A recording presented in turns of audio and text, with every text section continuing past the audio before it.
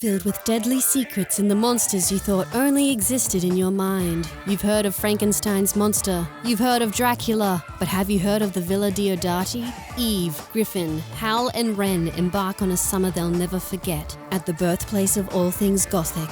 The summer is beset by mysterious happenings as the monsters they create begin to clamber out of their minds. Events rise to a horrible climax when, on a dark and stormy night, one of the villa's guests is found dead, and each of our foursome becomes a suspect in a gruesome murder. It was supposed to be the trip of a lifetime, but when the stuff of nightmares becomes their reality, will they make it out alive?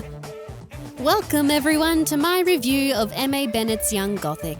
I'm Velvy and today's book is it's an interesting one. Young Gothic was released mid-2024 by British author M.A. Bennett. It has a 4 out of 5 rating on Goodreads and a 4.1 stars on Amazon. I first saw this book on the shelf at the bookstore where I was lured in by the very pretty art on the front. You guys know I'm very into Gothic spooky murder mystery vibes, so when I read the blurb, I was hooked. As mentioned in the blurb, it describes itself as a murder mystery and mentions how the monsters the protagonists create begin to clamber out of their minds. Maybe the monsters they write about suddenly come to life. And there's a murder mystery too? This sounds great! I didn't buy it at the time, however, I recently picked up the Kindle version for 4 AUD, and boy, I'm glad that I didn't spend $20 on a physical copy. I do also want to acknowledge that in the era of AI slop, any effort to create something is super cool, and people are also allowed to create bad art. I hope my criticisms don't come across too harsh, and I actually encourage everyone to read it themselves to make up their own opinions on the book. Now, finally, onto my review. Set in 2016, the book starts with 4 letters from the main characters applying to the creative retreat. Each character writes in their own style, weaving their personalities and interests into the text. Eve and Ren write letters, Griffin writes an email, and Hal writes a manuscript. The rest of the book follows in a similar fashion. It's written in first person and frequently swaps between the 4 perspectives. It's written as if it's an internal monologue or even a diary entry from the characters themselves. I don't mind the idea of the different perspectives, however, having to read the inner monologue of 4 very irritating characters is a test of patience. The 4 apply for a creative retreat hosted by the Diodati Foundation at the Villa Diodati in Switzerland as an opportunity to recreate the summer when Mary Shelley, Percy Shelley, Lord Byron, Claire Clairmont and John Polidori stayed at the chateau in 1816. It's actually very interesting to read up about their time at the chateau, and Young Gothic bases a lot of its story around the history and relationships of these writers. The 4 are brought to the chateau and are introduced to the head of the Diodati Foundation, Herr Necker. He's an old man with an air of mystery about him, but I'm sure he's definitely not evil in any way. Here we learn that Eve and Hal are YouTubers who have beef with each other. Griffin is a rapper with millions of Instagram followers, and Ren is a flamboyant theatre kid. Herr Necker then disappears, and the adventure begins. The characters all kind of hate each other, and to be honest, I also hate all of the characters. It's fun to see flawed characters grow into better people and redeem themselves over the course of a book. However, when you're reading a first-person story, it makes it very hard to relate to and agree with their perspectives. I am someone who will DNF a book if the main character is too annoying. Cough cough, Emily Wilde's Encyclopedia of Fairies, I'm so sorry.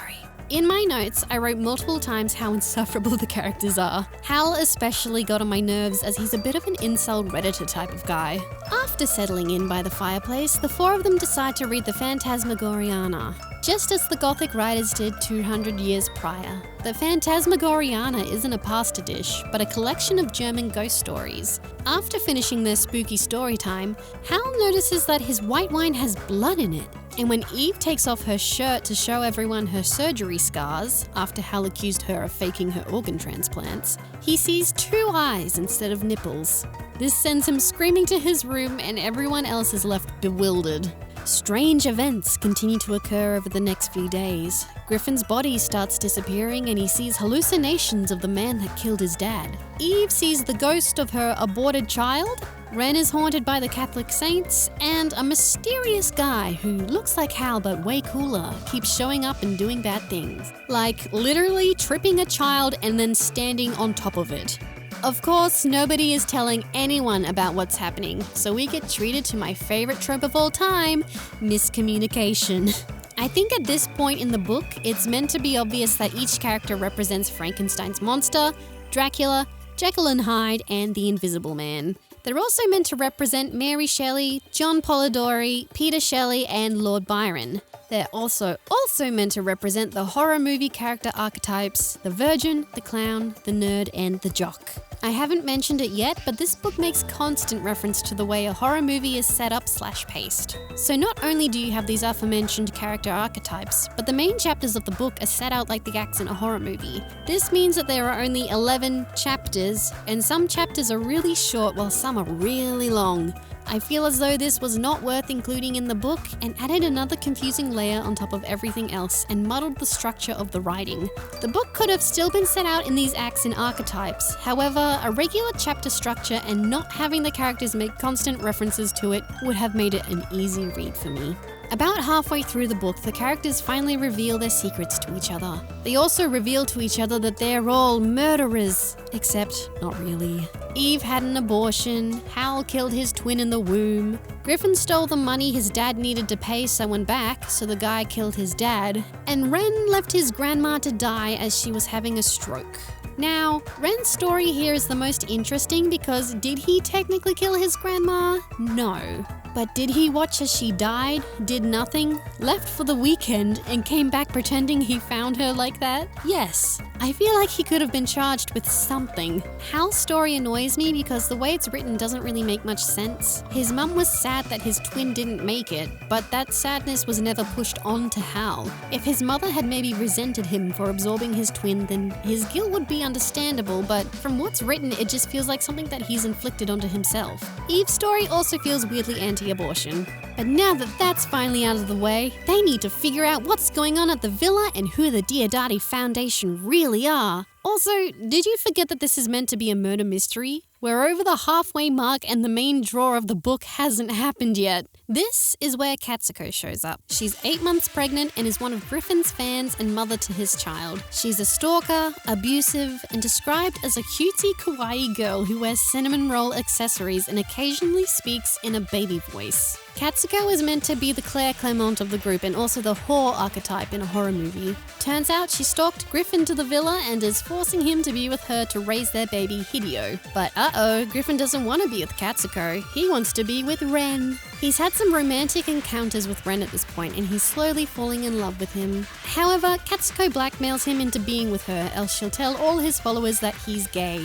Eve and Hal have also fallen in love and are playing detective around the house. They discover that her Necker is actually some sort of immortal being who has been around for centuries. The way they describe the photos they found of him make it seem like it was just the same photo but he's dressed in different occupations, which is a very funny mental image to me. As night falls, a storm brews and Katsuko goes missing. For various reasons, everyone finds themselves going out into the storm alone. They each have a one-on-one encounter with Katsuko, who seems to be somewhat possessed at this point, and each interaction ends with Katsuko screaming and running away in fright. It then cuts to the next day and the police have arrived. Katsuko's dead body has been found and the police received a call during the night from one of the 4 main characters telling the police where her body was. It is exactly 75% of the way through the book and the dead body has only just shown up.